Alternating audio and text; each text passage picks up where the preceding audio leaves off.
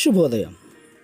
Global బెతేనియా Calvary ministry తరపున ఈ పునరుద్ధాన యొక్క దినము యందు మరొకసారి మీ అందరితో కూడా కలుసుకుని దేవుని యొక్క పరిశుద్ధమైన మాటలు ధ్యానించుటకును దేవుడు నాకు ఇచ్చిన మధురమైన అవకాశంను బట్టి నేను దేవునికి ప్రత్యేకమైన వందనాలు తెలియచేసుకుంటూ ఉన్నాను.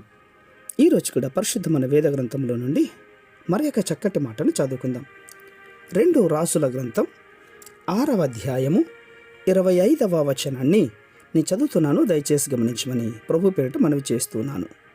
2 రాజుల గ్రంథం 6వ అధ్యాయము 25వ వచనము.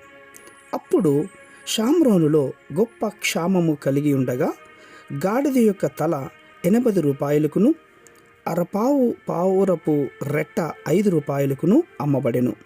వారు అంత కఠినంగా ముట్టడి వేసి ఉండరి. దేవునికి స్తోత్రం కలుగునుగాక. అవును ప్రియులారా, షామ్రోనులో గొప్ప క్షామం కలిగింది. అక్కడ ఎంతో భయంకరమైనటువంటి వేదన, అక్కడ ఉన్నటువంటి ప్రజలు ఆ క్షామమును అనుభవిస్తూ ఉన్నారు.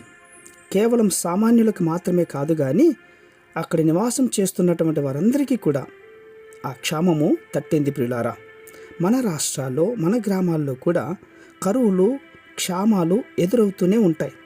పేదలకు మరి మధ్యతరగతి వారికి అయితే ఈ షామ్రోనులో గొప్ప క్షామము కలిగినట్లుగా మన గ్రామాల్లో కూడా కలుగుతూ ఉన్నాయి. అందుకు రాజు కూడా అక్కడ కరువులోనే ఉన్నాడు, క్షామములోనే జీవిస్తున్నాడు.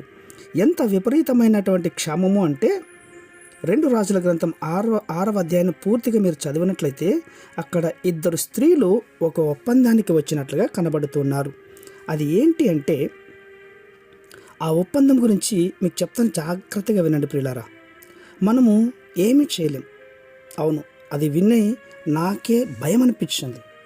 ఏంటి ఆ ఒప్పందం అంటే, ఈరోజు నీ బిడ్డను వంట చేసుకుని తిందాము, రేపు నా బిడ్డను వండుకొని తిందాము అనే ఒప్పందానికి వచ్చారు.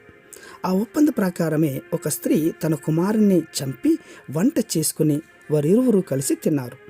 వారు తిన్న తర్వాత మరుసటి రోజు కూడా మరొక స్త్రీ వంతు వచ్చినప్పుడు ఆ స్త్రీ నేను నా బిడ్డను ఇవ్వను అంటోంది. చూసారా, వీరు ఇరువురు ఇలాంటి వివాదములో ఒకరి పట్ల ఒకరు వాదము కలిగిన వారై చివరికి ఈ వాదన రాజుగారి దగ్గరికి వెళ్ళింది. ప్రియులారా, రాజుగారి దగ్గరికి వచ్చి అంటున్నారు కదా, రాజా మాకు న్యాయము చేయి, రాజా మాకు సహాయము చేయండి. ఒకవేళ వారు ఆహారం కొరకు వచ్చారేమో కానీ రాజుగారు అంటున్నారు, యెహోవా సహాయము చెయ్యన ఎడల నేనెక్కడి నుండి సహాయము చేసేదను. ప్రియులారా, ఎందుకంటే ఇప్పుడు యెహోవాయే మనకు క్షామము కలిగజేశారు. ప్రియులారా, తమ బిడ్డలను కూర వండుకొని తినే దుస్థితికి ఆ రోజు ఆ దైవ ప్రజలు షామ్రోనులో ఎదుర్కొంటూ ఉన్నారు. నీవు దేవుని మాట వినకపోతే గనక ఈ దుస్థితి బహుశా నీ కుటుంబంలో కూడా ఎదురవుతుందేమో, జాగ్రత్త. ఆ తల్లులు ఇద్దరు కూడా తమ బిడ్డలను ఆహారముగా వండుకొని తిన్నారు. మీరు నా మాట వినక నాకు విరోధముగా నడిచినడలా నేను కోపపడి నేను మీకు విరోధముగా నడిచేదను అంటున్నాడు. నేనే మీ పాపములను బట్టి 7 మిమ్మల్ని దండించేదను.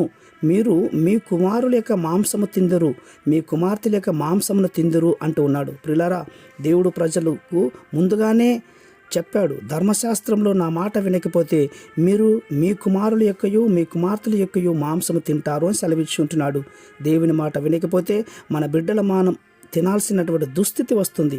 ఆనాడు ప్రజలకు దేవుడు ముందుగానే బోధించినప్పటికీ వారు దేవుని మాట వినలేని కారణం చేత ఆ షామ్రోనులో బహు కరువు వచ్చింది.